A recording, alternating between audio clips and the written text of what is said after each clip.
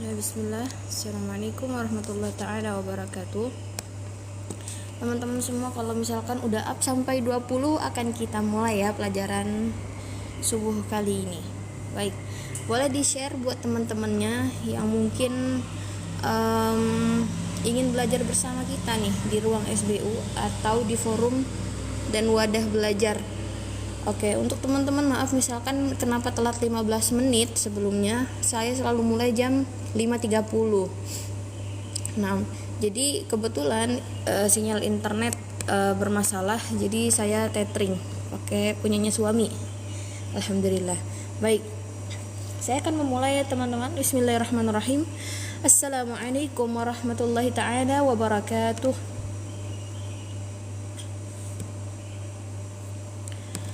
Alhamdulillah, alhamdulillahirabbil alamin, wa bihi nasta'in wa ala umuri dunya waddin. Wassalatu wassalamu ala asyrafil anbiya'i wal mursalin sayyidina wa maulana Muhammadin wa ala alihi wa sahbihi ajma'in. Subhanaka la ilma lana illa ma 'allamtana innaka antal alimul hakim. Rabbi shrah li sadri wa yassir li amri wahlul 'uqdatam min lisani yafqahu qawli. Nawaitu ta'allum wa ta'lim wa naf'a wal intifa' wa mudhakara wa tadhkir wa ifada wal istifadah wal hatha ala tamassuki bi kitabillah wa sunnati rasulillah sallallahu alaihi wasallam wa du'a ila al-huda wa dalalati ala kharibti wa qurbih wa thawabih subhanahu wa ta'ala. Baik teman-teman, Masya Allah tabarakallah, selamat pagi untuk semuanya yang telah hadir live bareng saya Ustazah Amal ya. Nah, kali ini kita akan ngebahas nih perihal yang seru mengenai fikih umroh. Kalau yang kemarin kan kita ingat nih apa aja sih yang perlu buat dibawa jadi bekal kita nih buat berangkat umroh. Salah satunya adalah persiapan ilmu agama. Sehingga untuk mempelajari ilmu fikih ibadah yang kemarin sempat saya terangkan perihal-perihal dan beberapa kaitan yang mana ini sangat-sangat penting ya. Yang kemarin perihal fikih ibadah, salah satunya apa Ustazah? Ya tentang taharah ya, taharah, lalu juga tentang babus shalah ya, gimana caranya biar kita tahu nih, oh untuk mendapatkan wudhu yang sah apa yang harus saya jalankan, dan untuk mendapatkan yang namanya salat yang diterima atau maqbulah indallah itu apa aja sih yang harus dilakukan. Sehingga alhamdulillah wa syukrulillah, mudah-mudahan kemarin teman-teman bisa ambil istifadahnya ya 2 hari yang lalu. Baik, nah kebetulan hari ini kita udah masuk bab baru, yaitu bab fikih umrah ya. Yang insyaallah ini dari awal kita akan ngebahas ya, apa sih rentetan yang sebenarnya harus kita ketahui perihal umroh. Karena apa? Kalau kita nggak dibekalin sama ilmu ini, mungkin bisa-bisa kita pusing ini. Waduh, kalau ketinggalan yang namanya wajib umroh. Nah, nanti gimana ya? Apa yang harus saya tunaikan kalau misalkan ada yang ketinggalan? Sehingga kalau bisa jangan sampai ngelakuin hal-hal yang membuat kefatalan atau tidak sahnya umroh ya. Sehingga kita kan pasti kepengen banget semua orang tuh dapat umroh mabrurah, umroh yang makbulah, umroh yang mana kita faham betul isinya, meskipun misalkan sebelumnya nggak pernah sama sekali buat langsung hadir umroh di tempat yang kita sebut Baitullah atau kota suci Mekah. Sehingga ya untuk sekarang nih mungkin yang lagi prepare persiapan kan, wah ini pengalaman pertama nih, ayo dari sekarang kita mulai untuk memancing diri kita ya, buat sensitif dengan ilmu agama. Karena kalau enggak gitu kita khawatir jangan-jangan selama ini kalau kita misalkan berangkat umroh karena niatnya sangat masih kurang atau jauh sekali dengan niat-niat yang tulus lillahi ta'ala, maka jangan sampai membahayakan diri kita. Baik, untuk teman-teman semua terima kasih ya udah bergabung up 137. Mudah-mudahan teman-teman sanggup nih buat hadir live bareng untuk 1 jam 30 menit ya biidznillah ta'ala. Jadi ini sesuai apa yang telah dipelajari ya, yang saya pelajari di perkuliahan saya di Universitas Al-Ahqaf. Kebetulan untuk teman-teman yang mungkin pernah bertanya ini siapa ya ini kan. Nah, saya Ustazah Amal, panggil aja Zah Amal ya.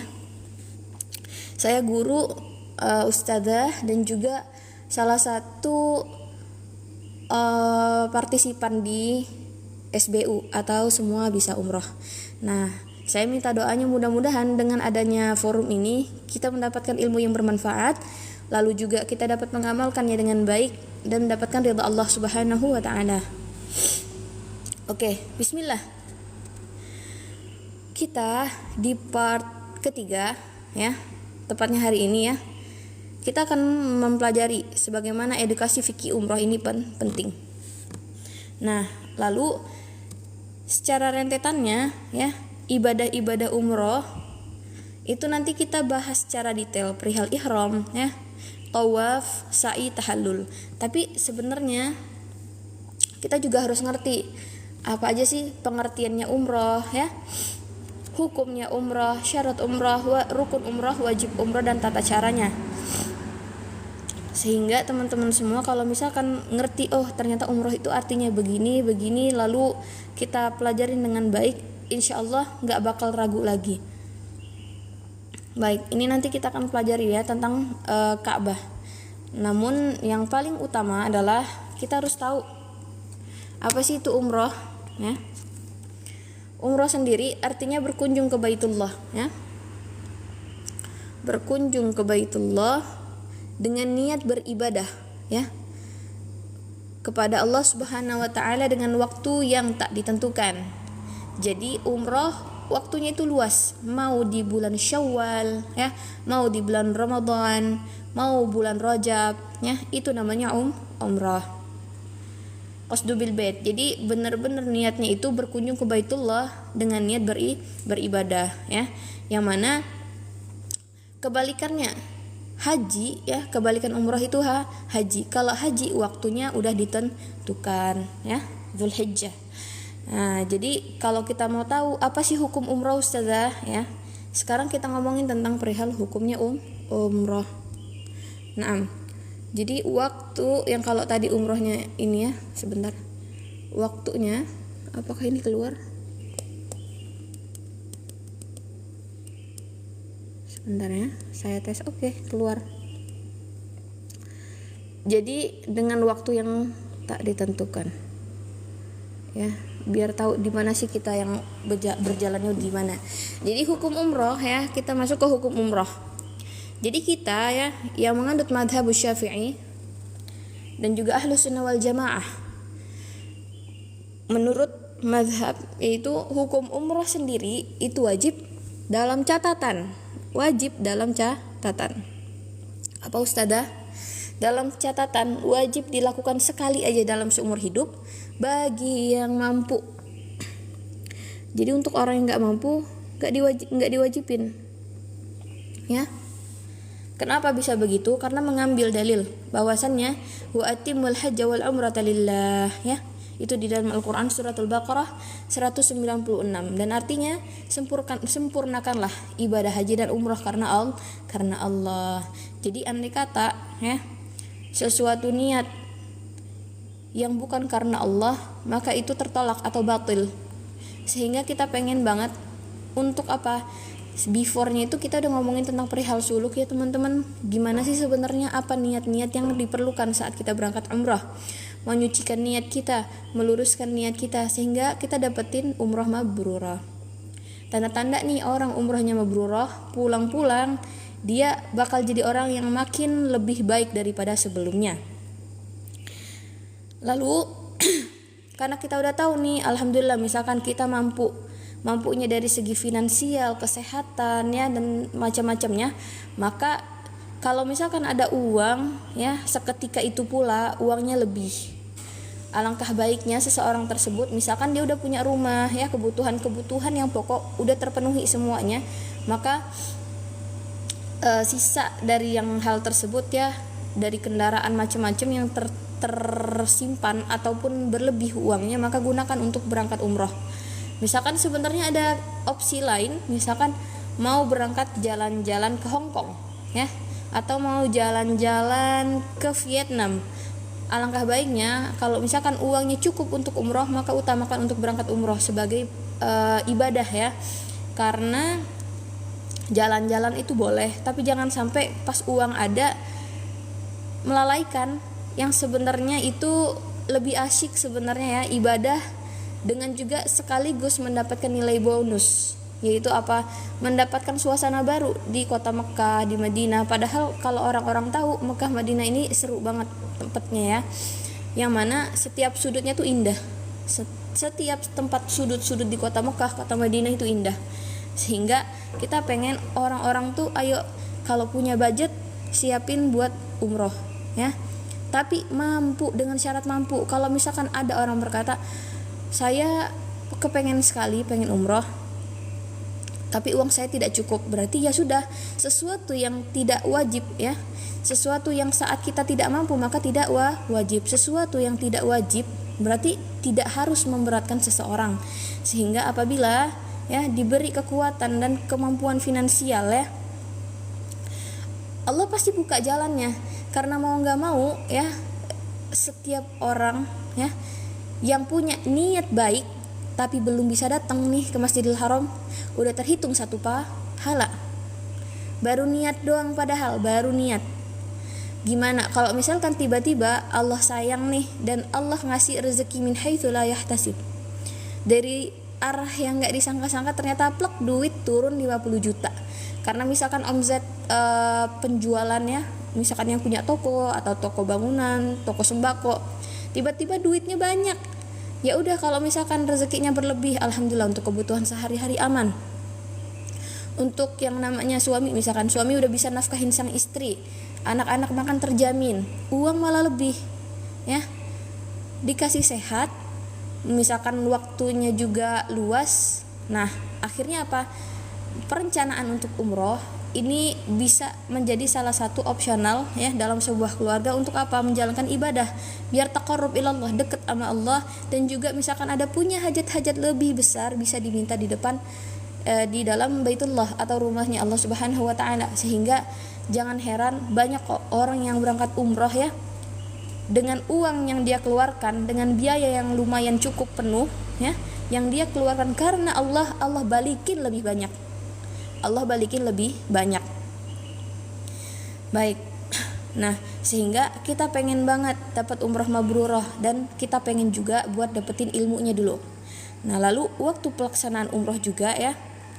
Umroh dilakukan kapanpun dalam setahun dan tidak ada terikatnya pada waktu-waktu tertentu, ya. Nggak ada.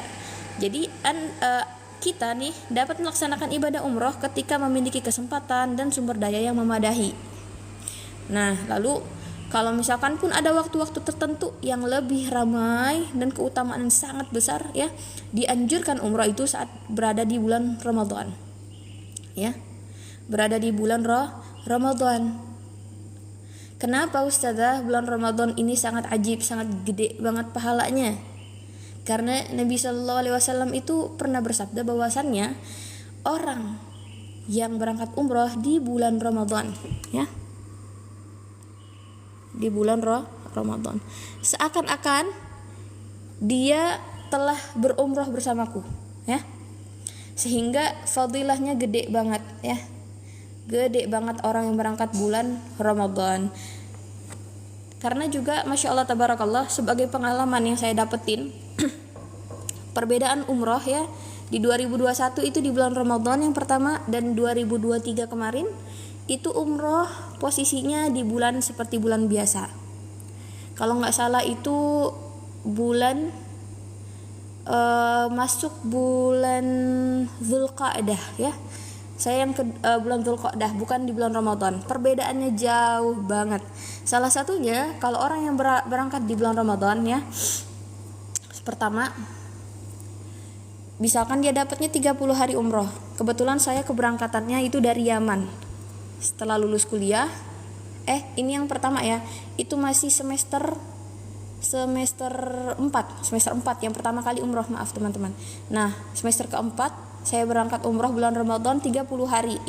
Jadi dapatnya itu Makkah dan Madinah setengah-setengah, 15-15 kira-kira. Sehingga yang saya dapatkan ya, dari Bismillahirrahmanirrahim. Allahumma shalli ala Muhammad. Nah, yang saya dapatkan ya dari pengalaman sendiri, kalau kita berangkat nih umroh di bulan Ramadan, satu, ketertarikan kita buat ibadah itu makin, masya Allah, makin berpacu tinggi, karena kita tahu fadilahnya bulan Ramadan itu bulan maghfirah atau bulan ampunan.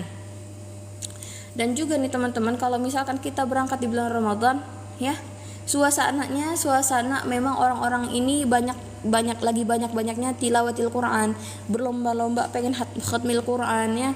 Dan saya banyak banget dapetin di bulan Ramadan orang wafat yang masya Allah kayak jamaah gitu salat mayit ya di Masjid Nabawi. Itu saya sering banget dapetin, karena masya Allah panggilan orang-orang saleh ya kembali kepada Allah Subhanahu wa taala kebanyakan tuh di bulan Ramadan ya. Tanda-tanda Allah Subhanahu wa taala sayang sama mereka. Yang mana bulan tersebut bulan yang mulia. Nah, bulan Ramadan ini teman-teman, bulan yang mana lagi padat-padatnya, resikonya tinggi untuk berangkat di bulan Ramadan, khususnya untuk beribadah ya. Saya kasih sedikit rahasia, apabila misalkan berangkatnya bulan Ramadan ya, ataupun misalkan mau sedikit tahu gambaran gimana sih bulan Ramadan. Nah, satu Ramadan sampai 20 Ramadan ya, 1 sampai 20 itu masih seperti hari-hari biasa.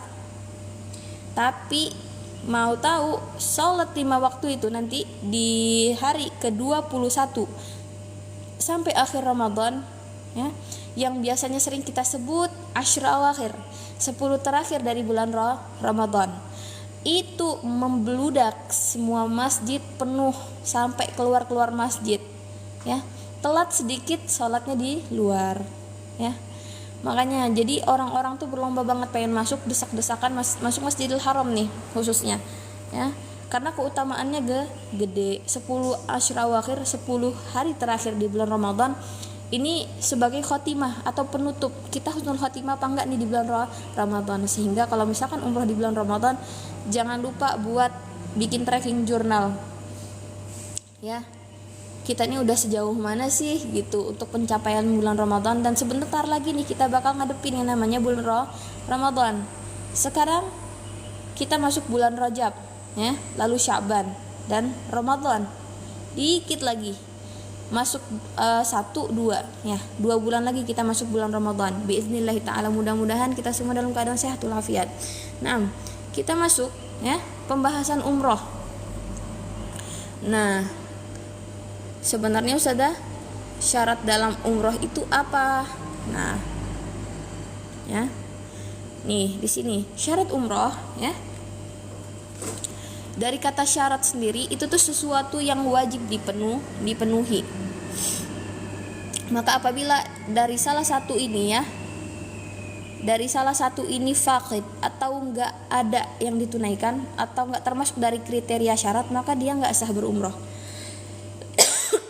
Satu, dia beragama Islam, dia wajib beragama Islam syaratnya. Jadi misalkan tertolak dia dengan apa? Dengan kata dia bukan orang Islam, non muslim, maka orang non muslim itu nggak disyariatkan untuk berumrah.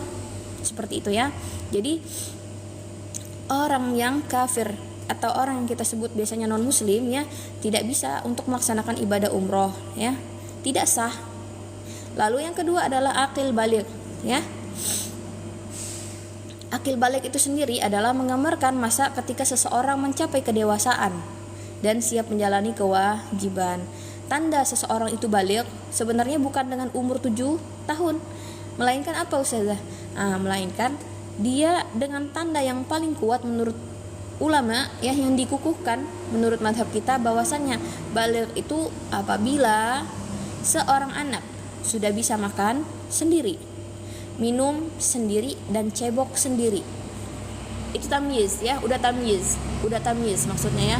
Kalau akil dan balik ini, maaf teman-teman, kalau nggak salah akil dan balik ini kalau misalkan udah pertanda seorang laki-laki udah masuk masa pubertas dan juga reproduksinya udah berkembang ya, sehingga dengan dia udah menjalankan kewajiban. Contoh seorang anak laki-laki udah keluar air maninya, dan anak perempuan sudah masuk ke waktu haid, seperti itu ya.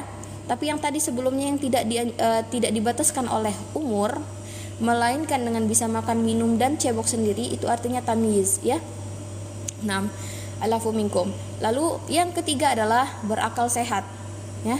Orang yang berakal sehat termasuk dari syarat ya yang harus dipenuhi. Andai kata orang gila dibawa untuk umroh, maka dia tidak memenuhi syarat umroh. Secara singkatnya pun, yang keempat adalah merdeka ya.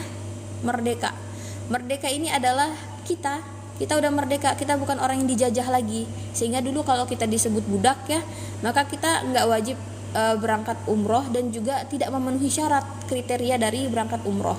Jadi alhamdulillah kita bangsa Indonesia udah termasuk bangsa yang udah merdeka seutuhnya, sehingga kita sudah memenuhi syaratnya umroh.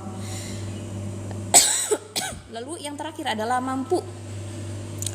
Orang yang mampu itu tanda-tandanya tidak ada kata-kata berkeluh kesah ya. Mampu, tidak ada berkata keluh kesah. Yang mana dengan kalimat mampu itu sendiri merasa tidak ada keberatan, malah merasa longgar ya. Jadi mampu secara materi ya, dari segi uang ya. Uang tuh Masya Allah banyak banget macamnya. Uang tuh banyak macamnya. Kalau dulu perjalanan umroh ya, orang mengorbankan yang namanya dirham ya, mengorbankan yang namanya juga dinar. Lalu berubah waktu ke waktu, akhirnya dirham dan dinar itu nggak dipakai lagi, berubah menjadi uang yang namanya uang kertas ya. Lalu Masya Allah tabarakallah, setelah uang kertas sekarang ini udah masuk ke zaman yang lebih modern, udah pakai apa? Pakai yang namanya ATM ya. ATM ya, kalau biasanya orang tahu ATM lah, pakai yang namanya uang digital. Nah itu, jadi sekarang simple banget buat yang namanya berangkat umroh, udah gampang buat mau transfer segala macam. Kalau dulu karena perubahan zaman juga membawa, jadi materi ini sangat penting ya. Kalau ada, bawalah yang secara materi ini uang, mau berbentuk fisik ataupun digital. Lalu yang kedua itu mampu secara fisik. Orang yang sakit-sakitan otomatis masih bisa dipertanyakan. Kalau misalkan memang sakitnya itu sakit parah, maka dia termasuk orang yang nggak mampu ya. Contoh, orang yang stroke setengah badan mau berangkat umroh ya, sedangkan dia tak mampu untuk berdiri, maka kalau mau ada caranya.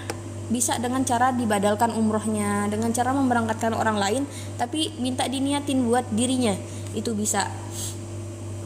Lalu juga ada yang namanya ilmu, teman-teman, mampu secara ilmu. Jadi orang yang berangkat umroh ya, tanpa mengetahui hukum-hukum wajibnya umroh, tanpa mengetahui hukum rukunnya umroh, maka dia tidak memenuhi syarat. Karena apabila orang berangkat tanpa ilmu, bisa jadi dia melakukan sesuai hawa nafsunya. Dia nggak tahu sebenarnya apa sih rangkaian ibadah umroh, sehingga kita harus mampu secara 3 hal ini, materi, fisik, dan ilmu. Baik, itu ya penjelasan singkat. Lalu sudah rukun umroh sudah. Oke, kita masuk ke rukun umroh. Ya, rukun umroh merupakan segala sesuatu yang tidak boleh ditinggalkan ya. Kalau sebelumnya ini syarat, ini rukun. Syarat ya, ini adalah sesuatu yang wajib dipenuhi sebelum masuk ke tata caranya umroh ya. Tata caranya umroh. Sedangkan rukun ini adalah sama, sesuatu yang wajib dipenuhi oleh seseorang, yang mana apabila seseorang tersebut melakukannya dengan baik, maka sah umrohnya. Dan apabila tertinggal satu aja dari yang namanya rukun-rukun umroh dan wajibnya umroh, nanti ada yang dikenain yang namanya dam ya teman-teman ya. Dan rukun umroh, wajib umroh ya, ini berkenaan dengan saat masuknya ke dalam tata cara berumroh. Baik teman-teman, di sini ada 5 rukun umroh. Yang pertama niat untuk umroh ya, yang nanti akan kita jelaskan rentetannya. Yang kedua ada yang namanya tawaf, lalu sa'i, tahallul, dan tertib. Nah, jadi kita bakal ngebahas perihal-perihal apa sih itu tawaf ya, sa'i, tahallul, tertib. Nah, jadi kita pengen banget belajar lebih detail mengenai rukun itu tersebut. Sehingga kalau kita ngerti tawaf itu di mana lokasinya ya Ustazah, sa'i itu lokasinya di mana, dan tahallul itu lokasinya di mana. Sehingga kita harus belajarin lebih dalam di slide yang selanjutnya. Lalu di sini ada yang namanya wajib umroh. Wajib umroh sendiri yang pertama adalah berpakaian ihram dari miqat. Untuk yang ikhwan pakainya apa? Pakainya kain ihram. Kalau yang akhwat pakainya apa? Pakaian yang syar'i. Terserah warnanya apa. Bahkan yang dianjurkan untuk perempuan itu sebenarnya adalah pakaian yang gelap atau warna hitam. Yang mana kalau misalkan seseorang tersebut pakainya warna hitam ya, maksudnya hitam di sini karena apa? Lebih banyak condong untuk tidak menerawang. Karena banyak sekali perihal orang yang menggunakan baju yang terang tapi menerawang, itu termasuk kriteria yang tidak masuk ke dalam kategori syar'i. Kalau terawang, apalagi membentuk lekukan tubuh. Sehingga untuk perempuan lebih berhati-hati lagi ya tentang berpakaian ihram. Baik, sehingga dituntut untuk menjaga kemuliaannya selama berangkat umroh dan menjaga auratnya. Nah, lalu meninggalkan perkara-perkara yang dilarang dalam ihram. Nanti akan kita jelaskan apa sih yang dapat membatalkan ya. Apa sih yang dilarang?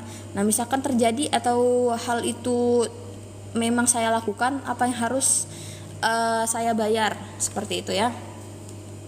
Dan mudah-mudahan teman-teman semua kalau memang belajar sungguh-sungguh, pasti yang namanya berhati-hati itu akan ada dalam diri kita. Biar kita ngerasa nih, yang namanya dengan belajar kita akan menghilangkan yang sifat kejahilan kita atau ketidaktahuan kita dengan ilmu.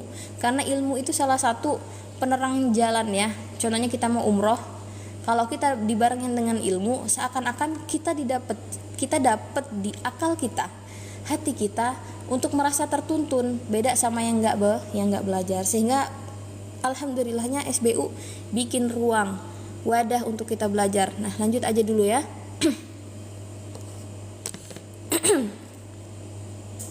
Baik, untuk masuk ke tata caranya umroh, ini sebenarnya bab panjang banget teman-teman, panjang. Yang mana tetapi dalam kurung dulu, panjangnya di sini adalah tidak berat, panjang tapi tidak berat untuk pelajaran fikihnya itu sendiri. Tapi karena yang namanya kita belajar dalam fase dan kurun waktu durasi 30 menit, alangkah baiknya saya jelaskan dengan tutorial yang praktis, gampang dan gak ngeberatin kita semua ya. Karena sebenarnya ibadah itu enak, fun, dan juga mudah. Ibadah itu mudah. Jadi mari kita pelajarin gimana sih tata cara umroh ya. Nah, tata cara umroh itu ya, dari segi pengamalannya ya, itu ada 4. Yang pertama ihram, yang kedua tawaf ya, sama yang mau lihat versi Indo juga gini bisa. Jadi saya zoom aja ya. Alhamdulillah. Jadi yang pertama itu yang namanya ihram, yang kedua tawaf, yang ketiga sa'i ya, dan juga tahallul. Ini untuk gambaran. Ihram nanti bisa ngambil mikotnya di mana ya. Nanti kita akan jelaskan tempat-tempat mikot. Lalu yang kedua tawaf. Tawaf itu artinya apa? Berkeliling ya, berkeliling Ka'bah. Tawafa yutawifu dari bahasa Arabnya ya. Artinya berkeliling sebanyak 7 kali ya. Yang mana nanti ada cara-caranya ya. Lalu yang ketiga sa'i. Kita masih di dalam Masjidil Haram ya. Kalau ihram itu ngambilnya belum masuk ke Masjidil Haram. Tapi Masjidil Haram itu ya, gambarnya seperti ini. Saya izin ya. Ini masjid nih. Ini daerah dalam masjid. Ihram ini di masjid yang lain. Ada yang namanya Masjid Tan'im. Kalau biasanya orang kalau mau ngambil mikot ya, ada yang namanya Masjid Tan'im, Masjid Sayyidah Aisyah radhiyallahu an. Itu biasanya ngambil niat ihramnya di sana, lalu berangkat dia naik bis ya, atau travelnya dia. Nanti sampai deh di depan pintu, misalkan di sini ya, gate-nya itu ada 2 teman-teman. Anggap aja kayak gini. Pintu masuk ke Masjidil Haram. Jadi di sini ada bangunan nih, kayak gini bangunan aja. Seluas-luas ini semua bangunan. Yang mana di tengah-tengah di tengah-tengahnya itu adalah Ka'bah. Karena Ka'bah Masjidil Haram sendiri diperluas ya. Sehingga teman-teman perlu tahu ini gambaran perihal yang namanya umrah ihram, masuk ke pintu, mau pintu depan belakang, nanti masuk juga ada gate-gate-nya, pasti bakal dituntun nih sama sama mutawif ya. Lalu nanti masuk ke sa'i pun ada caranya ya. Gimana sih masuk ke sa'inya? Nah, lalu kita akan bahas deh secara detailnya aja. Baik, saya hapus dulu ya biar enak lega dilihat. Nah, itu ya. Kita bakal masuk ke yang pertama ya. Masya Allah tabarakallah, saya sendiri terbantu pakai buku ya selama saya berangkat umroh buat bacaan-bacaan ya. Ini pakainya dari travel yang ada di Tarim Al-Maunah. Jadi ini sendiri membantu untuk menjelaskan kepada teman-teman gimana sih niat dalam berihram. Baik. Pertama-tama untuk masuk ke tata cara, kita masuk ke niat. Niat itu sendiri dalam segi bahasa adalah melintaskan sesuatu yang berada di dalam hati, yang mana apabila dikerjakan ini telah menggugurkan yang namanya kewajiban dia untuk melaksanakan sebuah ibadah yang bernama umroh. Baik, rangkaian tata cara umroh dimulai dengan berniat untuk ihram ya, yakni untuk berumroh. Kita di sini ya udah pakai apa aja ya, dengan kalimat yang mana akan kita bahas nih di sini ya. Nah, yang mana untuk pakaian laki-laki itu dapat 2 teman-teman ya, 2 kain. Yang mana 2 kain ini untuk menutupi bagian bawah dan bagian atas. Yang mana kain ihram itu sendiri rata-rata kainnya putih dan gak ada jahitan. Dan sedangkan untuk wanita cukup memakai pakaian yang syar'i biasa tapi harus sesuai dengan syariat. Baik.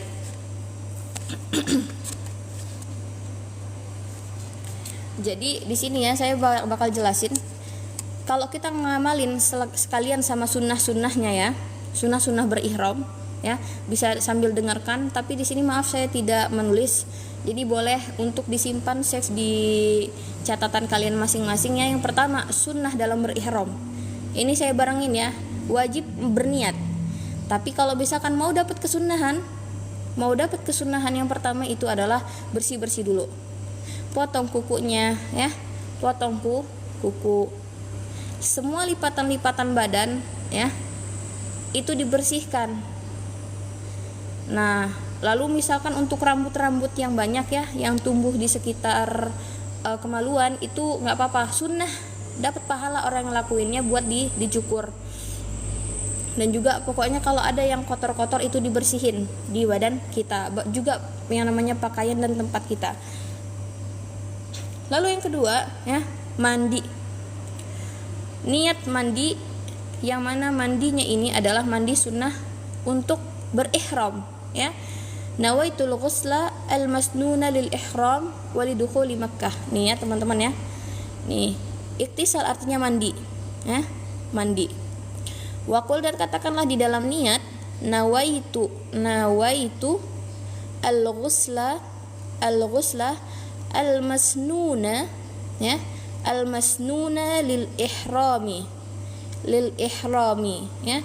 Aku niat mandi ya Allah, mandi yang sunnah, lil ihram, buat berihram, walidukhuli Makkah, dan untuk masuk ke dalam kota Mekah. Karena orang yang niat mandi ya, niat mandi sunnah dapat pahala, melakukannya dapat pahala lagi, jadi 2 kali. Yang mana disunnahkan masuk ke kota Mekah itu dengan mandi.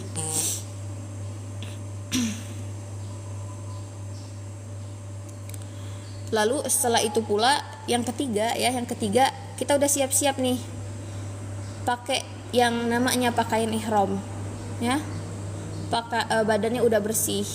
Lalu yang keempat, dianjurkan untuk saat kita ihram ya, Ngapain Ustazah? Sunnah buat ngamalin salat 2 rakaat, salat rakaataini, 2 rakaat salat sambil berniat usalli rakaataini sunnatal ihrami lillahi ta'ala. Usalli, ya Allah saya niat nih buat masuk salat 2 rakaat sunnah ihram karena Engkau, ya. Nah, dengan 2 rakaat ini kita misalkan nih ngambil di bentar ya, misalkan gambaran kayak gini. Kita mau ngambil mikot, misalkan kita dapatnya di Masjid Sayyidah Aisyah radhiyallahu anha di Masjid Tan'im. Nah, jadi kita sholat di sini ya. Biar ada gambaran deh, ini tempat masjidnya. Masuk belok kiri ya. Ini foto yang saya ambil sebagai memorandumnya. Belok masuk kiri, itu kita masuk sholat deh. Di situ tempat mau bersih-bersih bisa ya. Mau yang namanya sholat itu nyaman. Nah, di dalam masjid tersebut dan berniat di dalam masjid. Baik. Lalu salat 2 rakaat ini dengan menyebutkan usolli rakaataini sunnatal ihrami lillahi ta'ala. Ini ya. Saya salat 2 rakaat sunnah ihram karena Engkau ya Allah. Di mana yang 2 rakaat tersebut di rakaat pertama membaca surat pendeknya yang disunnahkan adalah surat Al-Kafirun. Ya. Surah Al-Kafirun. Dan yang kedua adalah surat Al-Ikhlas ya. Pasti tahu teman-teman, qul ya ayyuhal kafirun la a'budu ma ta'budun wa la antum 'abiduna ma a'budu wa la ana 'abidun ma 'abadtum wa la antum 'abiduna ma a'budu lakum dinukum waliyadin. Surat Al-Ikhlas, Masya Allah, ini pendek kok, surat Al-Kafirun sama Al-Ikhlas dong ya. Rakaat pertama Al-Kafirun, rakaat kedua setelah baca Al-Fatihah itu surat Al-Ikhlas. Nah, itu ya teman-teman ya. Lanjut kita ngomongin tata cara umroh dari yang sunnahnya ya, barengin dengan sunnah. Lalu yang namanya sunnah kelima ya.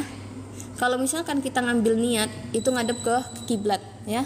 Wa ba'da rakaataini, setelah kita sholat 2 rakaat ya, menghadap kiblat lah dengan niat umroh, yang mana dalam niat tersebut bacaannya nawaitul umrata wa ahramtu biha lillahi ta'ala. Labbaik Allahumma bi umratin wa in habasani habisun famahilli haitsu habastani. Nah, ini ya. Nawaitul umrata wa ahramtu biha lillahi ta'ala. Labbaik Allahumma bi umratin wa in habastani habisun famahilli haitsu habastani. Nah, ini niatnya umroh. Ini yang paling sempurna niatnya ya. Jadi teman-teman nanti insyaallah kok pasti diajarin gimana cara berumroh. Biasanya untuk yang pertama itu saya sendiri ngalamin didiktein sama mutawifnya. Ayo ikuti saya, nawa itu seperti itu ya. Kalau misalkan jamaahnya rame itu enak tuh. Selagi kita jangan sampai nih pas lagi ngamalin atau menjalankan yang namanya perihal umroh, ibadah nih udah masuk, jangan sampai lengah ya. Telinganya harus aktif terus ya untuk mendengarkan. Sehingga kalau misalkan terlalu jauh ya, itu termasuk salah satu hal yang dapat menyebabkan kita kayak kehilangan kesempatan dalam bimbingan seperti itu. Nah, yang keenam dari kesunahannya itu adalah yang keenam ya, boleh dicatat teman-teman, sunnah yang keenam dari yang namanya perihal umroh ya adalah menyibukkan diri dengan yang namanya talbiyah, berzikir yang banyak selama perjalanan ihram ya. Yang mana misalkan dari Masjid Sayyidah Aisyah sebelumnya tadi yang saya jelaskan itu berangkat mau ke Masjidil Haram sehingga tastagilu bit talbiyatil ma'ruf.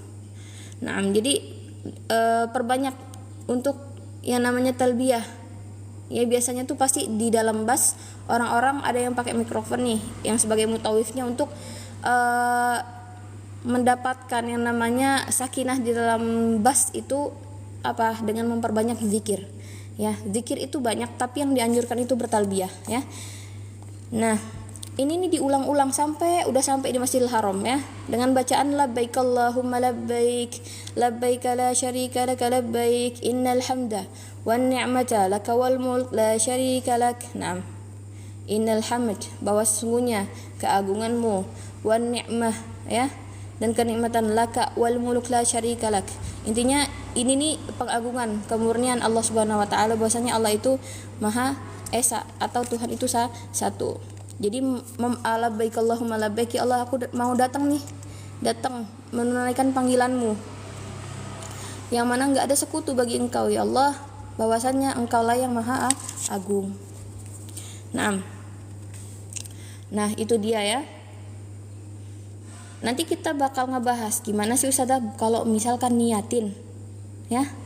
Kalau niatin umroh tapi buat orang yang udah wafat ya, orang yang udah ajuz, udah tua. Nah, itu nanti akan kita bahas di part keempat insyaallah di esok hari. Sehingga ini untuk yang pribadi ya, menjalankan umroh wajibnya yang dulu ditunaikan, baru yang buat orang. Baik.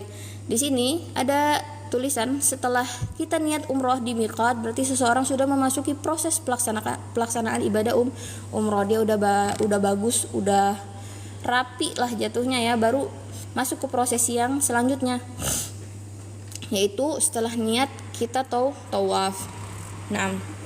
Di sini ada yang ngomongin tentang larangan-larangan ya.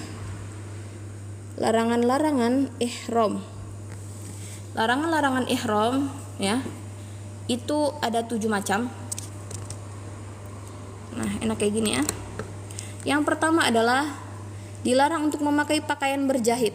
Jadi kalau ada bapak-bapak pakai baju dinas ya, pakai baju dinas nih mau umroh, itu nggak sah karena bajunya berjahit. Sama baju polisi, mau baju apapun, nah itu nggak diterima kecuali pakai yang namanya pakaian ihram, yaitu kain yang terdiri dari dua helai yang nggak berjahit. Lalu selain itu pun memakai pakaian yang berjahit ini tidak boleh. Menutup kepala buat laki-laki itu juga tidak boleh. Mau pakai laki-lakinya pakai bandana misalkan, atau pakai apalah kaitannya, topi ya, payung, itu kalau lagi ihram jangan dipakai ya. Sehingga kalau misalkan ada yang melanggar, itu nanti ada hal-hal khusus yang harus ditunaikan. Lalu yang kedua adalah menutup wajah ya. Jadi perempuan yang berangkat umroh, misalkan nih ketepaan Masya Allah tabarakallah di istiqomah pakai cadar, maka saat berumroh dibuka ya, dibuka untuk menjalankan dan menunaikan perintah Allah Subhanahu wa taala. Dan juga jangan pakai yang namanya kaos tangan. Kaos tangan tuh biasanya warna hitam teman-teman. Kalau orang Yaman biasanya pakai cadar, pakai yang namanya gloves ya, sarung tangan warna hitam. Tapi saat mereka berumrah, Masya Allah, mereka menunaikan untuk agar terhindari dari yang namanya mubtilat. Akhirnya mereka buka ya, dan menghindari yang namanya kaos tangan. Nanti kalau udah selesai berihram baru dipakai lagi ya. Karena di situ orang istighfalnya apa? Orang sibuk sama ibadah masing-masing. Jadi jangan khawatir. Lalu ketinggalan ya, ini yang poinnya tuh yang ketiga, memakai wangi-wangian pada badan dan pakaian. Jadi jangan pakai wewangian ya. Jangan pakai yang wangi-wangian, parfum ya. Biasanya tuh apalagi perempuan misalkan yang nggak tahu sebelumnya, maka saya edukasiin biar hindarin ya pemakaian parfum. Karena parfum ini ngefek banget buat yang namanya sah atau tidak sahnya ibadah umroh. Boleh pakai wewangian ya, bukan pas di umroh, tapi misalkan pas lagi mau jalan-jalan, udah safari ya, udah safari masjid. Maksudnya apa? Udah jalan-jalan nih, fasenya bukan rangkaian ibadah umroh, maka nggak masalah. Yang mana kalau perempuan ya, perempuan itu kalau mau dia berparfum ya di luar ibadah umroh. Ingat, catat, di luar ibadah umroh memakai parfum itu boleh selagi baunya itu cuma dia sendiri yang bisa cium ya, pakai dirinya sendiri yang nyium. Jadi aromanya itu tipis kalau untuk perempuan ya, di luar ibadah umroh. Jadi untuk diri masing-masing ini nggak masalah, tapi jangan dibawa pas lagi umroh aja ya, seperti itu. Berarti ini ada 8. Yang keempat ya, setelah memakai wewangian ya, ini keloncat soalnya. Oke, nah udah sampai sini kita ya. Yang keempat adalah mencukur rambut dan bulu pada badan ya, keloncat lagi. Oke. Nah, mencukur rambut ini pas tahallul ya, di akhir. Untuk sebagai tahallul itu apa sih Ustazah? Tahallul itu untuk menghalalkan yang awalnya diharamkan ya, ihram, diharamkannya dari perbuatan-perbuatan yang mana dilarang oleh Allah Subhanahu wa taala saat menjalani ibadah. Nah, lalu dengan yang namanya tahallul dia memotong rambut, maka dia udah terbebas dari keharaman-keharaman tersebut, alias udah keluar dari yang namanya rangkaian ibadah umroh. Maka saat sedang misalkan tawaf, jangan cukur rambut dulu ya. Nah, lalu yang selanjutnya adalah yang kelima, memotong kuku atau mencabutnya ya. Jadi misalkan udah niat ihram, ya udah jangan ada lagi perihal-perihal kayak potong kuku, karena sunnahnya itu sebelum buat ngambil niat ya.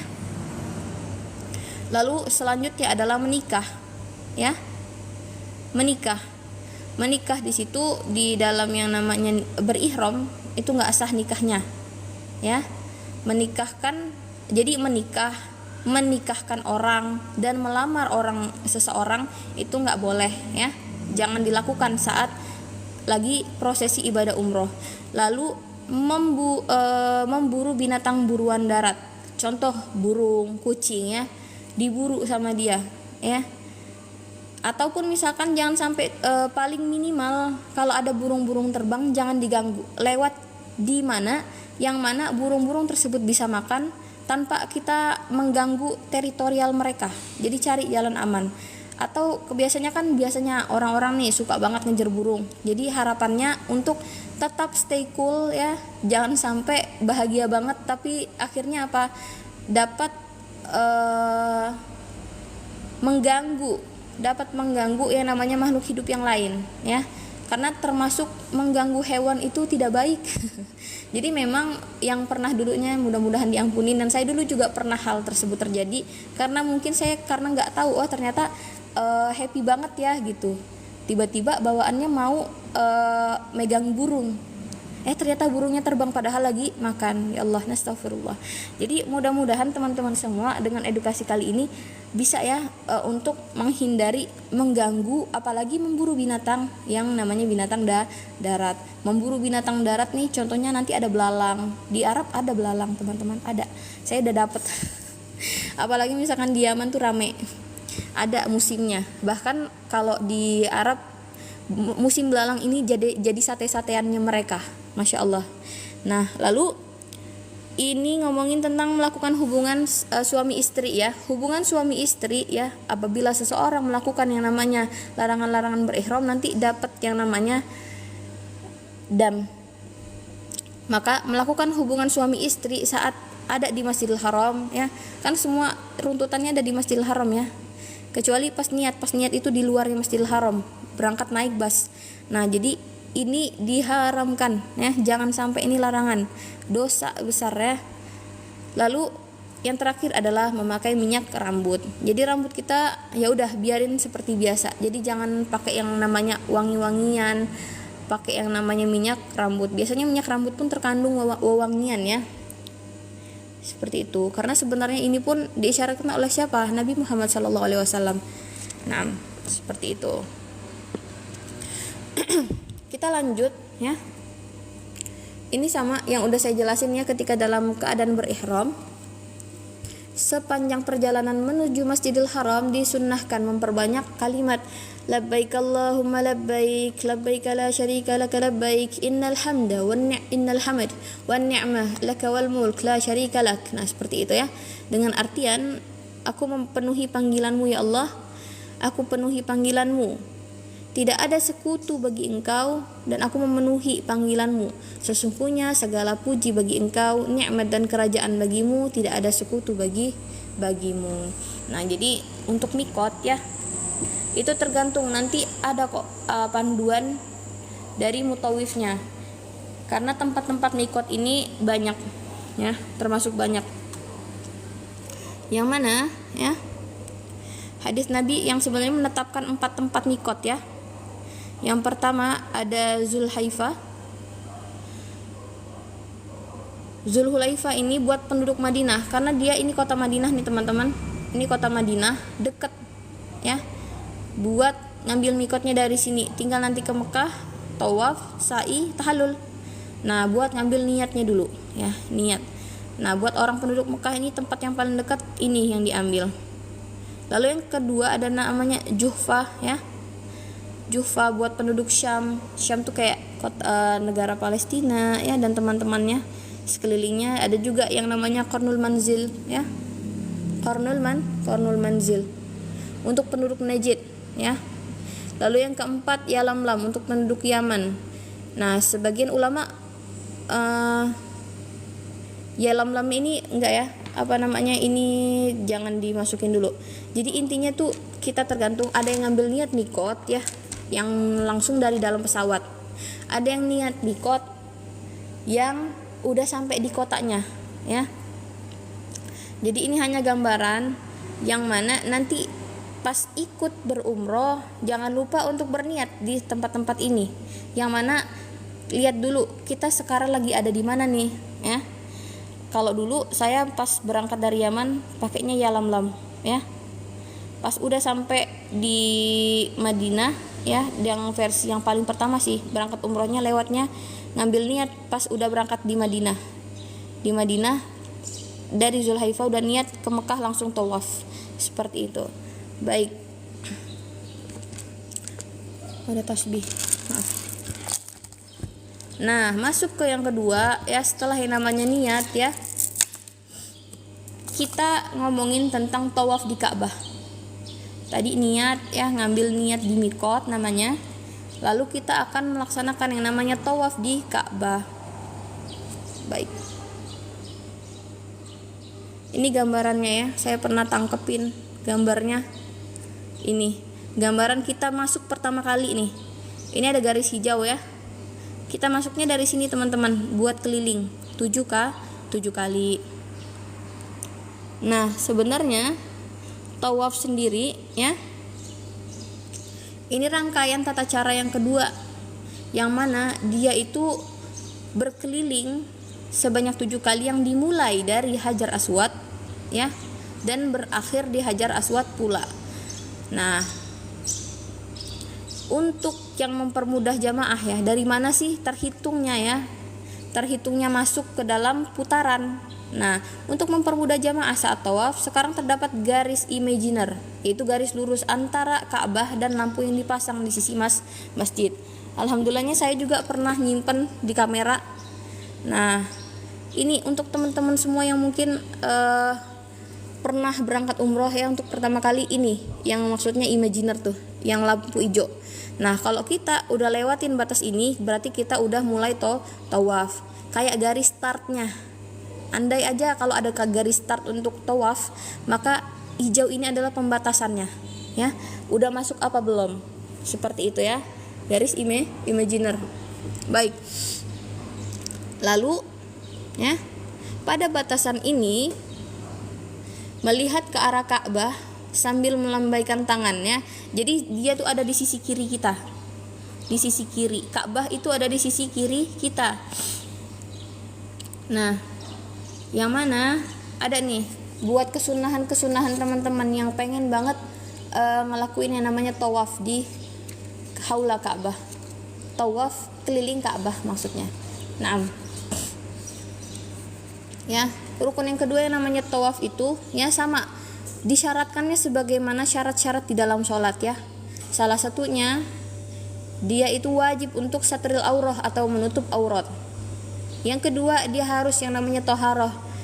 Yang namanya toharoh itu suci ya, dalam keadaan suci, bukan dalam keadaan junub atau haid. Yang ketiga adalah toharoh anin najasah wa ghairiha siwal kalam. At-toharoh anin najasah, jadi nggak ada najis yang nempel di badan dia ya. Nah, apa-apa yang pokoknya berkaitan sama busuk atau yang kotor itu dikesampingkan. Nah, tapi yang mana kalau misalkan sholat itu kan nggak boleh ngomong selain isinya sesuai yang diajarkan oleh Nabi Muhammad SAW, bahwasanya isinya Fatihah yang wajib dan beberapa surat dari ayat Quran dan zikir-zikir. Sehingga kalau tawaf bedanya sama sholat yang namanya sama-sama syarat yang serupa, maka tawaf yang dikecualikan adalah berbicara. Di tawaf kita bisa bicara apapun, tapi yang diharapkan adalah berbicara selama tawaf itu pas lagi ada hajat aja. Dan juga ngomong yang baik-baik. Itu ya. Naam. Jadi di sini ya teman-teman ada ad'iyatus shalah. Ad'iyah. Jadi doa-doa di dalam di dalam rangkaian ibadah tawaf. Ini saya tarik dulu ya. Ini untuk gambaran nih teman-teman ya.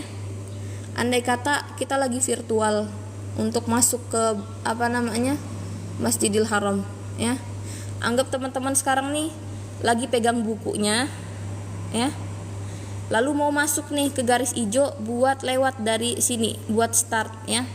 Nah, ad-da'iyah ad-du'a inda istiqbalil kiblah. Saat kita udah ngadep kiblat, ini udah kiblat ya. Kiblat itu pokoknya ngarep ke arah Ka'bah. Nah, ini kalau ada yang mau doanya sebenarnya bisa, cuman sebenarnya ini nggak apa-apa kalau misalkan pun doa dengan doa bahasa Indonesia, nggak ada masalah, nggak ada yang keberatan. Cuman kalau ini buku yang saya pakai ini Al-Ma'unah ya, travelnya yang dari Yaman, dari kota Tarim khususnya. Ad-du'a inda istiqbalul qiblah, Allahumma hada baituk syarraftahu wa karamtahu wa 'azzamtahu, Allahumma fazidhu tasyrifan wa takriman wa ta'ziman wazidhu mahabatan wazid man zarahu wa 'azzamahu mimman hajjahu wa atamarahu birran wa karama wa birahmatika ya arhamar rahimin.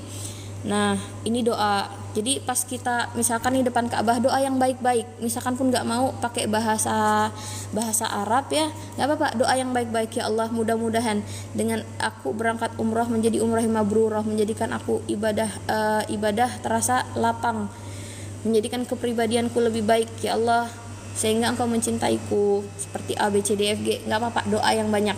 Nah, lalu pas udah di depan sini ya, di depan sini masuk nih, start, udah udah di depan Ka'bah, di sini ya, daerah sini teman-teman udah bisa masuk ke niat tawaf ya. Pas udah ngadep, maksudnya di sini ini Hajar Aswad teman-teman ya, di daerah sini nih Hajar Aswadnya, tapi lagi dikerumunin orang-orang. Nah, jadi niat tawaf itu sebelum kita lewat ke Hajar Aswad, jadi masih di sisi sininya.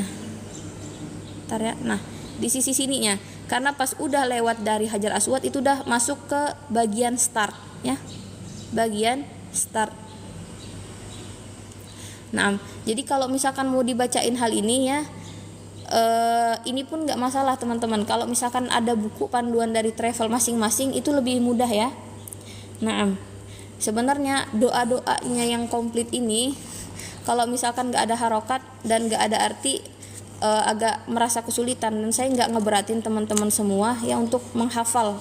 Cukup kalau misalkan ada buku panduan apapun dibaca ya dengan niat tulus karena Allah, itu bekhair, aman, seperti itu ya. Nah, ini doa pas ngadep kiblat ya. Allahumma hada baituka syarraftahu wa karramtahu wa 'azzamtahu, Allahumma fazidhu tasyrifan wa takriman wa ta'ziman wazidhu mahabatan wazid man zarahu wa 'azzamahu mimman hajjahu wa tamarahu birran wa karamah birahmatika ya arhamar rahimin. Nah, niat tawaf ya, pas udah start di sini ya, sebelum masuk nih yang namanya Hajar Aswad, niatnya nawaitu, aku berniat an atufa bihadal baiti ya, untuk berputar ya di rumahmu ya Allah, al-atiqu bisab'ati asywatin lillahi ta'ala, yang mana berkelilingnya itu 7 kali ya Allah. Nah, lillahi ta'ala, karena engkau tawaful umrah, tawafnya umrah. Nah, ada doanya langsung dibarengi, Allahumma fayassirhu li, ya Allah gampangin buat aku, wa inni ala adaihi ya, dan gampangin nih, pokoknya jaga aku selama aku melaksanakannya, wa taqabbalhu minni, ya Allah, dan terima ibadah umrohku ini, seperti itu ya. Ini buat niat tawaf. Nah, baik.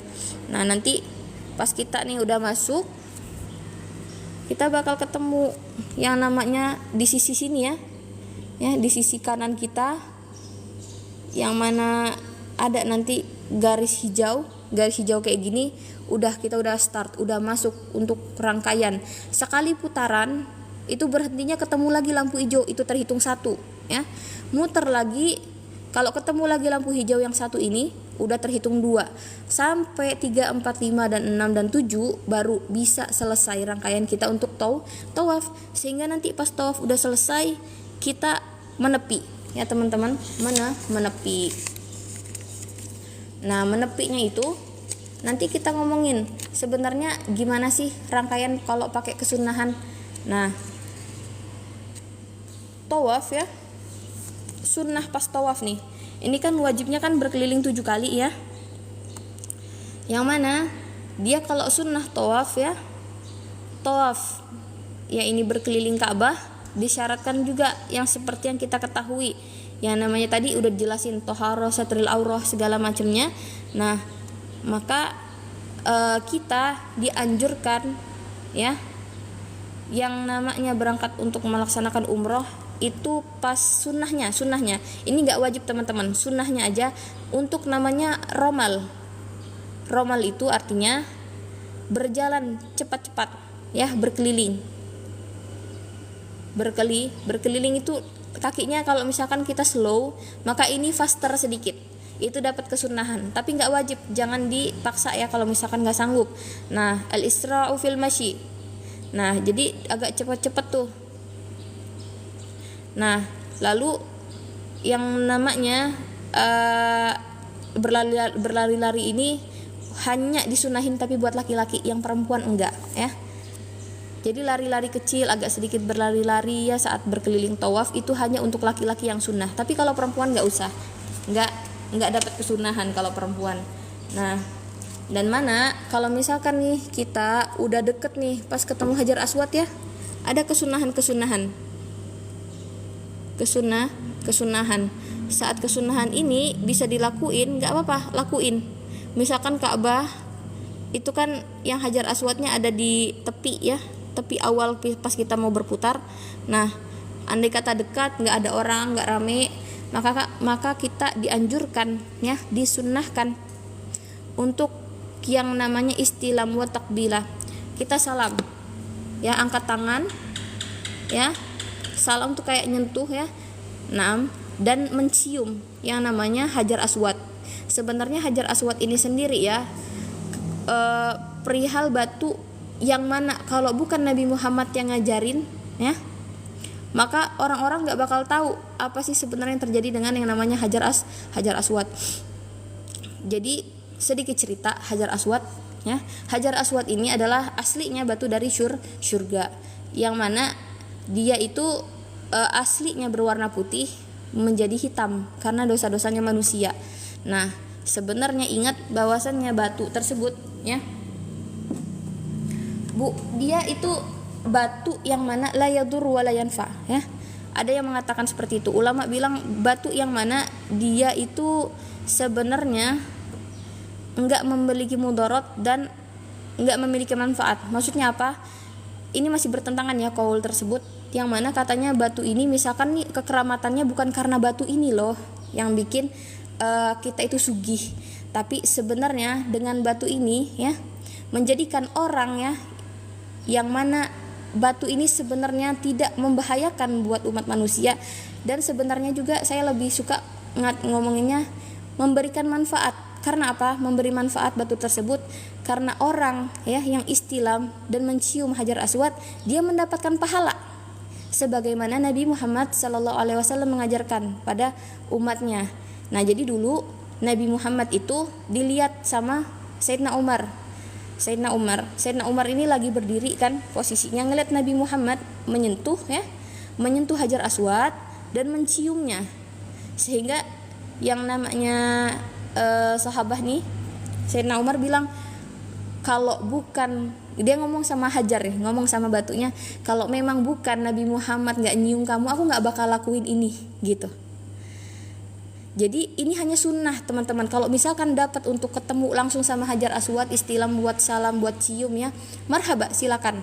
Tapi ingat, yang namanya muhadah menghadap kiblat itu wajib. Jadi kalau misalkan dapatnya jauh,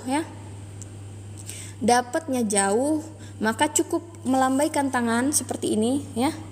Biasanya ada nanti diajarin, angkat tangannya ke arah yang sebelah kiri, tangan kiri angkat atau tangan kanan angkat, tapi arahnya dada terus menghadap berputar. Kanan tangannya itu istilam atau mengangkat seperti ini, menghadap tangannya ini ke arah yang namanya Hajar Aswad ya.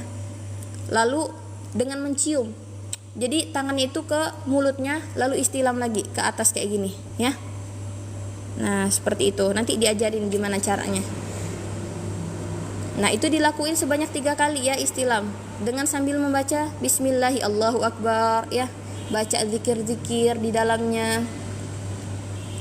Nah, andai nanti setelahnya itu ada juga yang namanya haula masjidil Ka'bah ini ya, luas banget ceritanya. Tapi intinya kalau mau kesunahan pakai aja yang ada di rentetan kitab-kitab kalian yang kalian punya ya. Ada nanti di rukun yamani, nanti yustahab juga disunahin buat istilam ya.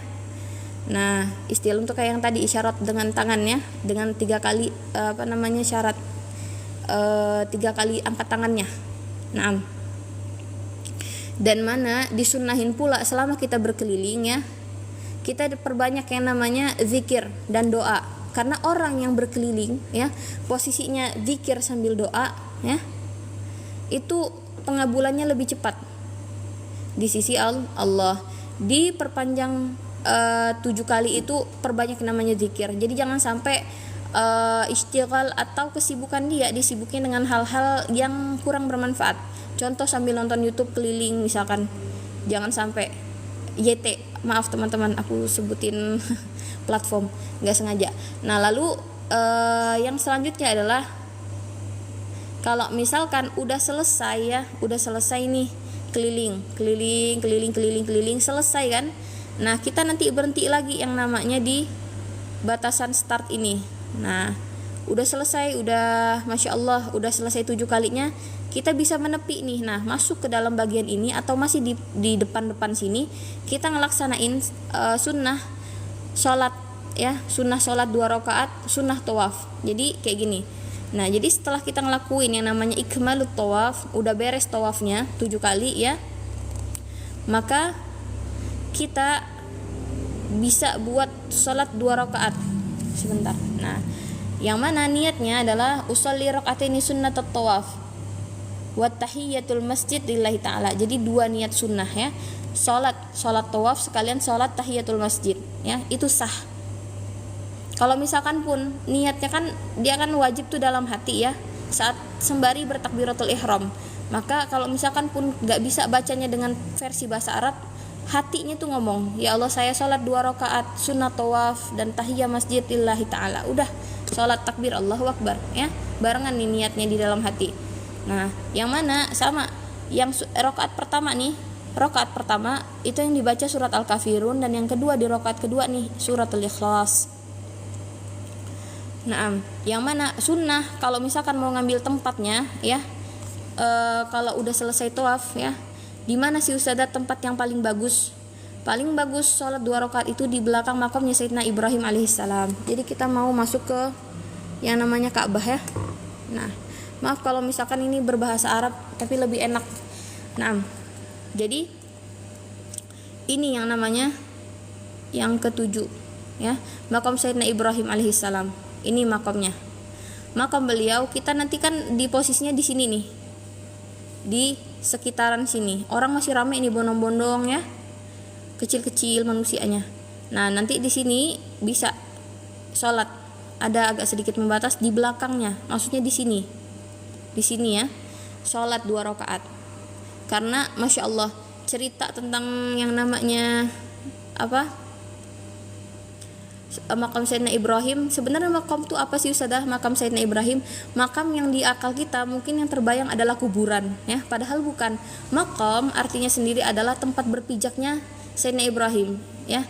Sayyidina Ibrahim itu pernah mijak ya di sebuah yang namanya batu yang diabadikan, sehingga kalau kita lihat sendiri, kita zoom nih masuk, kita lihat ngintip nih kan kacanya kan kaca terang ya, kaca tembus pandang, yang mana kalau kita lihat itu ada jejak kakinya Sayyidina Ibrahim alaihissalam. Nah, seperti itu. Yang pertama, kalau ngomongin Hajarul Aswad tadi udah tahu ya, Hajar Aswad ini keutamaannya dapat pahala buat orang yang menciumnya ya.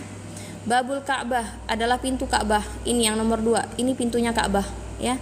Kalau orang sholat di dalamnya beruntung banget. Jadi dulu teman-teman kalau mau tahu ini sejarah ya, tentang sejarah Ka'bah yang mungkin orang-orang banyak tidak tahu.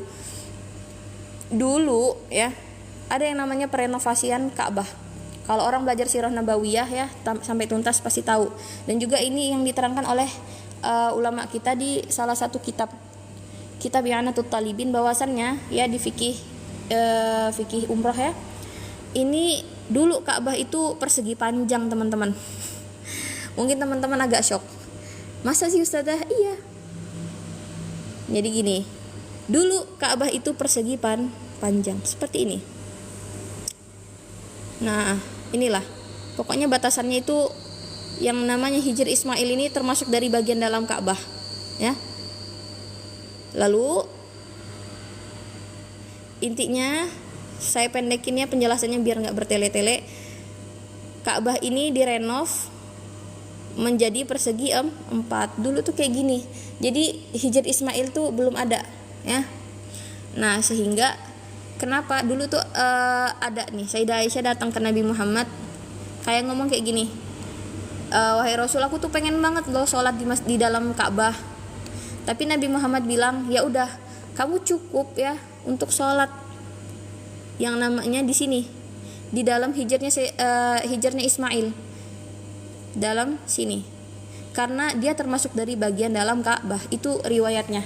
Nabi Muhammad pernah bersabda seperti itu. Tadulu ala zalik. Nah, jadi di sini teman-teman ya, orang yang belum bisa masuk buat sholat di dalam Ka'bah, kalau bisa sholat di sini, dia dia udah termasuk sholat di dalamnya Ka'bah, karena bangunan Ka'bah yang dulu itu termasuk bagian sini. Oke, Hijr Ismail sendiri itu apa sih Ustazah? Ya, ada yang mengatakan bahwasanya Hijr Ismail adalah tempat Sayyidah Hajar bersama anaknya Ismail. Itu dulu di sini tempat tidurnya, makanya disebut dengan Hijr Ismail. Ya, itu dia. Mungkin teman-teman yang baru tahu, Masya Allah, mudah-mudahan dapat ilmu yang bermanfaat. Dan juga ini yang lain-lainnya ini mungkin teman-teman bisa lihat langsung sendiri ya, gimana sih yang namanya Ka'bah. Kalau lihat secara langsung tuh indah banget. Di depan kita ada Ka'bah, pasti terenyuh banget lah. Gitu, indah banget yang namanya Ka'bah. Masjidil Haram tuh indah setiap posisinya. Ujungnya, kiri kanannya itu indah, karena perenovasian udah komplit ya, peluasan, dan masih ada sebenarnya pembangunan tapi nggak sangat mengganggu, sehingga orang-orang nih mau tahu ya sudah perbanyak untuk memperbaca buku. Nah teman-teman, saya izin kasih lihat video ya. Nah jadi ini ya, saya izin up voice. Jadi kayak gini ya, prosesi dia tuh setara sama yang namanya kepala ya, buat cium. Nah di sini kalau di Mekah ya, kita banyak ketemu versi-versi orang yang Masya Allah, semuanya itu hamba-hamba Allah yang hadir, bukan orang-orang yang sempurna juga ya. Jadi kita harus banyak husnudzon ngeliatin orang yang lagi umroh tapi tangannya buntung, kakinya buntung ya. Ada. Makanya kita di sini benar-benar wajib banget buat jagain hati kita ya. Kita harus banyak-banyak husnudzon, ya Allah, Masya Allah, perbanyak nih niat-niat yang baik. Nah, lalu nanti kita akan mempelajari ya yang namanya, tadi udah sampai mana teman-teman? Oke, tata cara yang pertama tadi adalah yang pertama dan kedua ya, ngomongin tentang niat dan tawaf. Nah, itu hanya sekedar gambarannya aja ya teman-teman ya. Dengan adanya foto ini cukup membantu, karena ternyata sadar nggak sadar saya ternyata mendokumentasinya untuk perihal-perihal yang setidaknya saya jangan lupa. Misalkan berangkat lagi, jika memang Allah mengundang gitu, Allah manggil lagi buat berangkat, oh iya ini ya yang namanya light imaginary gitu. Dan juga salah satunya untuk memurajaah ilmu tersebut penting banget buat kita punya dokumentasi selama yang namanya berangkat umroh, atau gambaran sedikit lah. Kalau misalkan dengan yang 3D dengan gambar-gambar coret-coretan aman boleh. Kalau misalkan ada gambar langsung, atau sekarang Masya Allah yang namanya video-video bertebaran ya, gambaran kalau orang mau berangkat umroh itu gimana. Jadi ingat teman-teman, kalau misalkan sampai sholat di makam Ibrahim, itu ya udah tinggal sholat di haulanya aja intinya ya. Sholat itu sunnah teman-teman ya.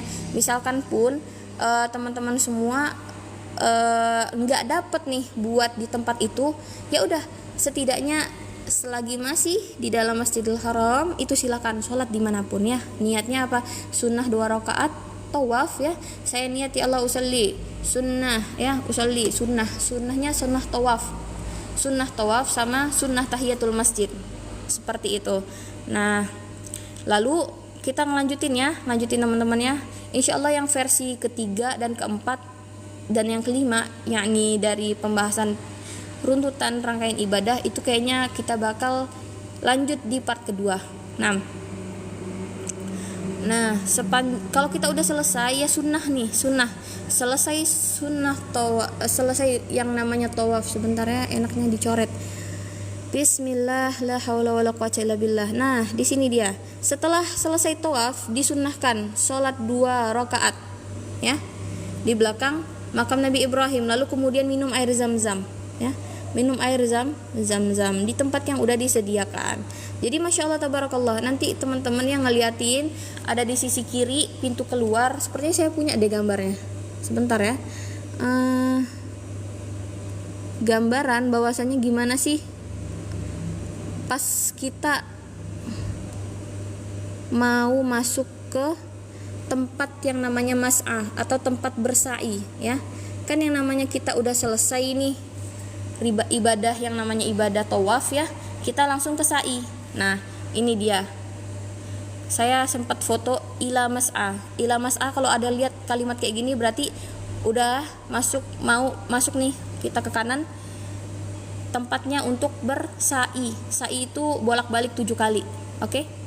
Nah di daerah sini ada air minum, di bagian sini juga ada air minum. Jadi teman-teman sendiri bisa buat cari dimanapun air zam-zam. Nah air zam-zam nanti kita kasih tahu gimana sih cara minum air zam-zam ya. Salah satunya menghadap kiblat, lalu mendoakan dengan niat yang baik. Niat apapun, niat yang baik itu akan kabul ya. Apalagi orang tersebut meniatkan misalkan, ya Allah aku ingin hafal Al-Quran, misalkan ya Allah mudah-mudahan hatiku selalu bersih, ya Allah mudah-mudahan Engkau redha dan menerima ibadahku, dan seterusnya. Maka seseorang tersebut saat dia minum air zam-zam ya, maka kata Nabi Muhammad, orang yang minum dengan niat yang baik maka dia akan mendapatkan sebagaimana yang ia niatkan. Nah, oke, untuk teman-teman yang bertanya gimana Ustazah niat sholat sunnahnya, ini bisa screenshot aja ya. Nah, nih dari sini, usalli rak'ataini sunnatat tawafi wa tahiyyatal masjidi lillahi ta'ala. Ini ya, yang saya titikin sama saya titikin bisa di screenshot ya. Kalau misalkan mau ambil usolli rak'ataini sunnatat tawafi wa tahiyyatal masjidi lillahi ta'ala, ya Allah saya niat sunnah 2 rakaat tawaf dan tahiyah masjid karena Engkau. Udah gitu aja. Oke? Nah, usolli rak'ataini sunnatat tawafi wa tahiyyatal masjidi lillahi ta'ala wa taqra fiha suratain, yang mana rakaat pertama Al-Kafirun, rakaat kedua Al-Ikhlas. Wallahu a'lam bissawab. Nah, gitu ya. Masya Allah, ini ngomongin tawaf di Ka'bah. Baik, untuk perkara sa'i teman-teman, sa'i ya, kita masuk ke yang ketiga, yang mana masih tersisa waktu kira-kira 15 menit lagi ya. Dan insya Allah kita bakal ngebahas, sebenarnya slide-nya masih banyak, tapi ini bisa dipakai buat untuk yang next pertemuan di hari Selasa. Nah, ini masih banyak banget teman-teman ya. Tapi nggak masalah, kita belajarnya pelan-pelan, asal masuk ke otak ya, bisa difahami. Baik, yang ketiga ya, dari yang pertama niat, yang kedua namanya tawaf, yang ketiga sa'i. Sa'i sendiri ya merupakan rangkaian tata cara umroh yang ketiga yang dilakukan dengan berjalan kaki antara Bukit Sofa ke Bukit Marwah sebanyak 7 putaran. Nah, yang mana kita itu mulainya dari sa'i. Kita mulai dari yang masuk ke tempat mas'ah atau sa'i tadi, kita bakal dapetin yang namanya Bukit Sofa.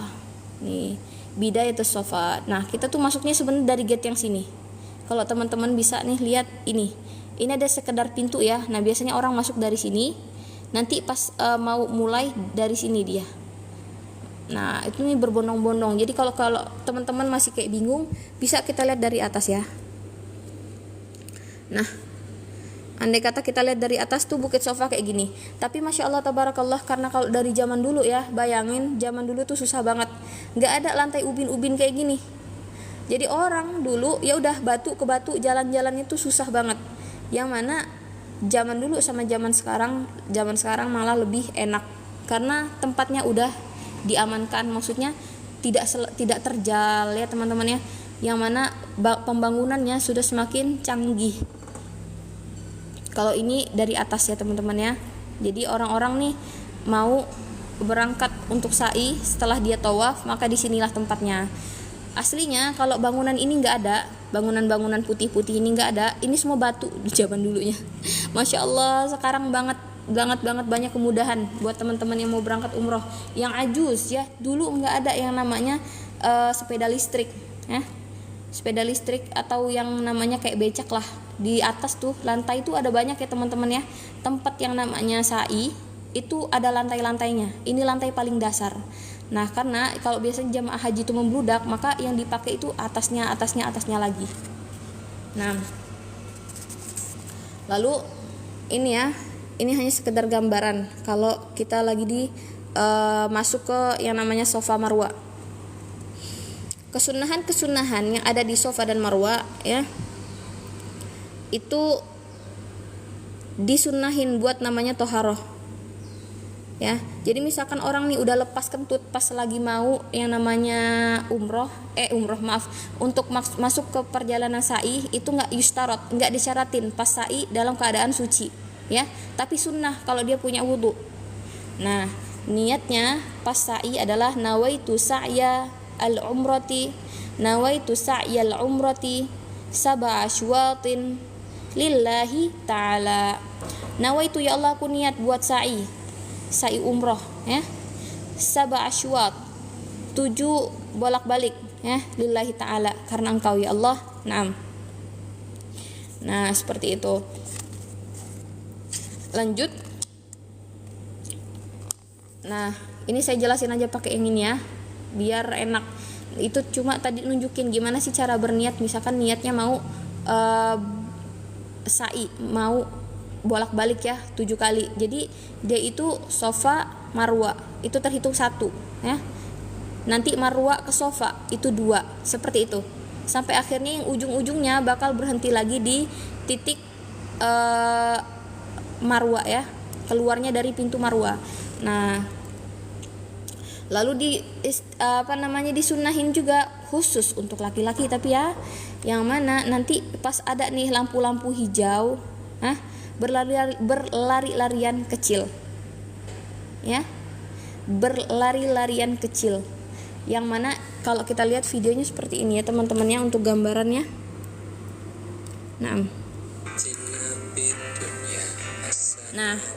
Nah ini yang hijau-hijau ini ya. Anggap kita sekarang lagi sa'i deh. Kita semua anggapan lagi sa'i. Nah, kita lihat kiri kanan ada tempat air minum ya teman-teman ya. Yang haus bisa minum di situ. Nah itu pas udah masuk nih ada garis hijau, silakan untuk berlarian kecil untuk para jamaah haji yang khususnya laki-laki itu yustahab. Dan jangan lupa selama nanti kita berada nih di sini, perbanyak yang namanya zikir dan doa. Itu sunnah ya. Sibukin diri kita sama yang namanya doa dan zikir selama 7 kali bolak-balik tersebut ya. Wallahu a'lam. Nah, seperti itu ya. Sebenarnya untuk rangkaian yang terakhir paling gampang sih ya. Setelah yang kita mulai ya, terhitung 1 kalinya gimana sih Ustazah? Dia kan 7 kali. 7 kali.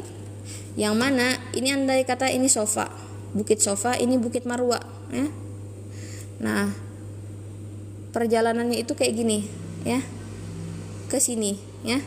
Sofa, dari Bukit Sofa kita mulai ke Bukit Marwah itu terhitung 1, lalu Marwah ke Sofa terhitung 2 ya, sampai 7 kali. Nah, gambarannya seperti itu. Nanti insya Allah teman-teman pasti dibimbing sama mutawif ya, jadi jangan khawatir. Nah, lalu kita ngomongin tentang tahallul. Tahallul ini enak banget, sisanya apa sih? Kalau kita misalkan udah selesai nih ibadahnya, yang namanya tawaf, niat tawaf, lalu sa'i udah selesai 7 kali, sisanya tinggal tahallul. Gampang banget, Masya Allah. Nah di sini kita bakal lihat di mana sih tempat keluarnya.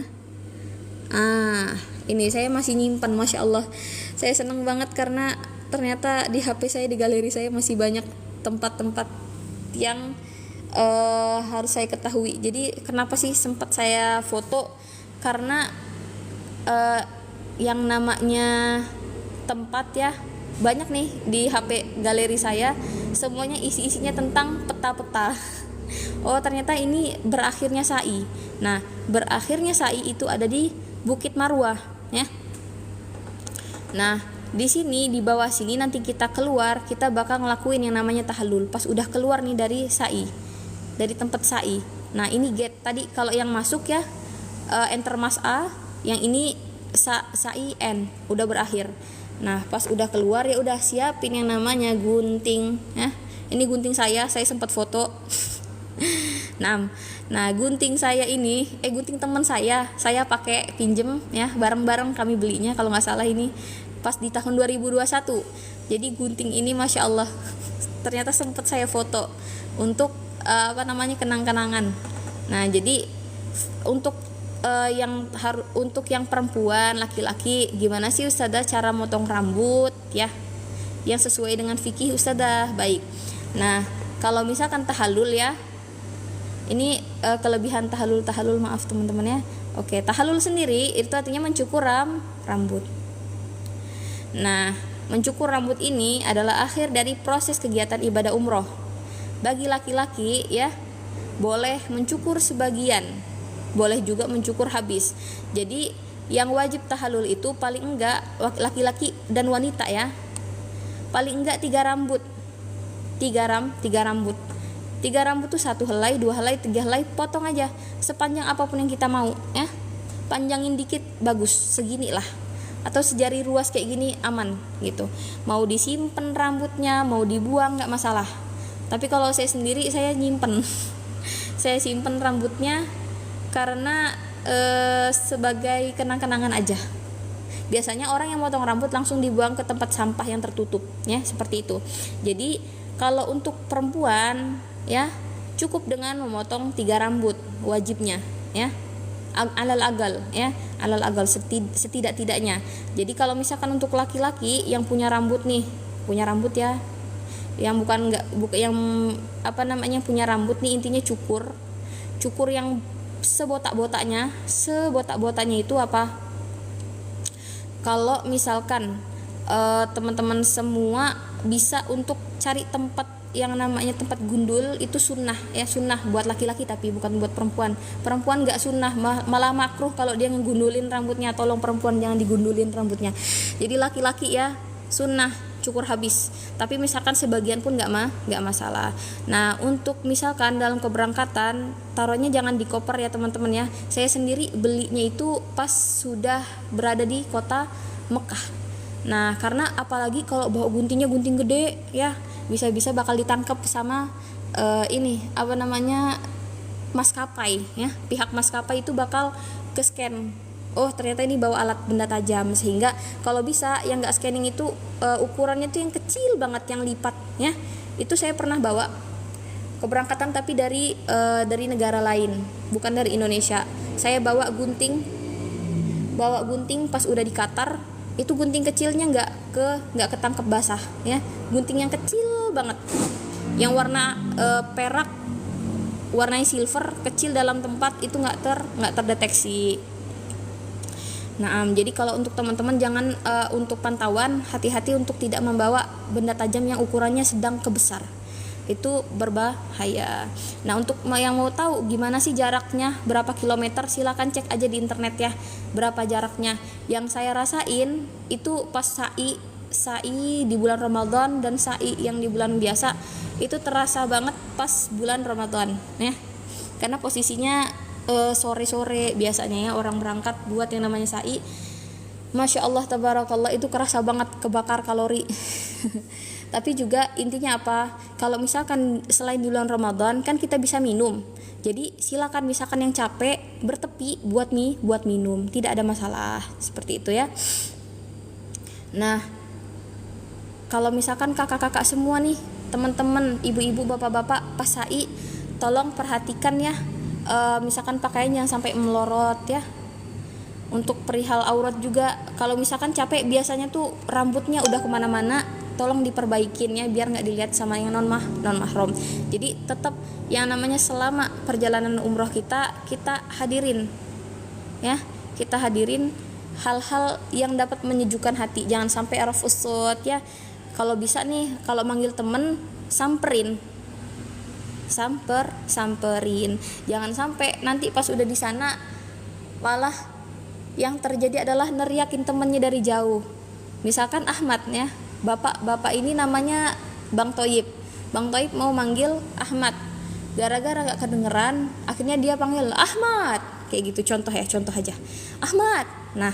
Nah itu suara-suara seperti itu yang aslinya di dalam mas'ah atau tempat kita bersa'i itu jangan sampai ngelewatin kalimat-kalimat ya yang namanya zikir sama doa, sehingga kita kepengen nih insyaallah selanjutnya kita bakal ngebahas perihal-perihal yang lain selain sa'i tahallul.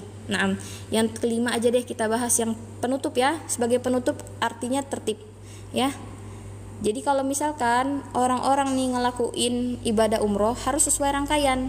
Yang pertama niat ngambil di mikot ya. Mikotnya tergantung di mana pemberhentiannya sesuai dengan jadwal travel ya. Lalu yang kedua, kita setelah yang namanya niat berangkat untuk ke Masjidil Haram. Di Masjidil Haram kita diwajibkan untuk tawaf sebanyak 7 kali.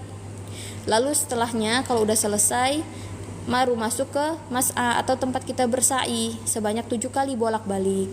Lalu yang penutup cuma potong 3 rambut, udah selesai. Itu artinya tertib sesuai rangkaian. Nah, seperti itu ya. Jadi kalau misalkan nih kalau udah selesai silakan balik istirahat ya ke dalam hotel masing-masing. Lalu jangan lupa beristirahat, karena benar-benar penggunaan semua rangkaian ibadah umroh ini menggunakan kaki yang lebih banyak ya. Kaki kita benar-benar harus siap tempur. Yang mana kalau bisa, karena pembahasan yang paling utama yang kemarin ya, paling pertama di part yang pertama, ini kan part yang ketiga ya. Nah, yang part pertama itu ngomongin tentang kesehatan. Jadi kalau misalkan sebelum umroh coba dilatih untuk jalan pakai target sehari 3.000 dulu ya. Lalu selanjutnya jalan sampai 5.000. Lalu kalau bisa lagi 10.000. Nah, jadi untuk teman-teman ya, ini videonya akan disimpan, dan untuk misalkan untuk yang baru hadir, insyaallah Mbak Evi-nya akan memberitahukan pada jemaah bahwasannya kalau ada yang mau nonton ulang dan nonton kembali, silakan nanti chat ke Mbak Evi ataupun di grup masing-masing. Baik. Nah, Masya Allah tabarakallah, untuk semua yang telah hadir, mudah-mudahan menjadi ilmu yang barakah ya. Dan mudah-mudahan dengan kita berangkat umroh ya, hati kita dibersihkan sama Allah. Gak ada lagi yang namanya penyakit-penyakit hati, yang ada ketenangan batin ya, ketenangan batin, ngelakuinya tuh dengan sukacita, penuh dengan rasa khusyuk. Dan mudah-mudahan teman-teman semua dilancarin keberangkatannya, pulang pergi dikasih nafas dan nyawa yang penuh ya, pulang balik dengan selamat biiznillah ta'ala. Nah, untuk teman-teman nanti prosesi nih yang paling terakhir ya, ini kan masih belum nih slide-slide selanjutnya, kita bakal ngomong tentang seputar adab, cara badal umroh ya, dan kita mungkin akan ngadain yang namanya Q&A, sehingga teman-teman bisa untuk lanjut gabung ya di hari Rabu teman-teman, di hari Rabu sesuai jadwalnya jam 5.30 insyaallah fi khair wa lutuf wa afiyah. Dan juga kita bakal ngasih, misalkan teman-teman nih udah kebanyakan nih, masya Allah, kayak kan semua orang pasti ngerasain, oh udah selesai nih ibadah rangkaian. Kadang kita perlu banget bikin yang namanya jurnal atau track selama ibadah nih, buat sekata tuh kayak target-target. Nah, maka kalau misalkan kita perlu refreshing, maka nanti saya akan kasih tontonan bermanfaat selama kita di Masjidil Haram ataupun di Masjidil Nabawi. Nah, insyaallah fi khair wa lutuf wa afiyah. Baik teman-teman, alhamdulillah saya izin pamit undur diri. Apabila ada salah kata, ya kekurangan dari saya, semua berarti dari saya. Apabila itu semua benar, berarti dari Allah Subhanahu wa taala. Wabillahi taufiq wal hidayah. Wassalamualaikum warahmatullahi taala wabarakatuh.